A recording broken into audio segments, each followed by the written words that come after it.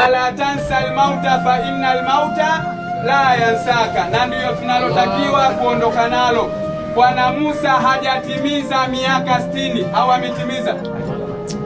Kilichomuondoa ni kitu gani? Chanzo cha kifo ni nini?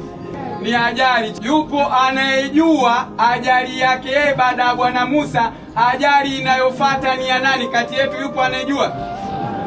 Hakuna anayejua. Maana yake ni kifo ni kitu cha surprise. Sawa sawa.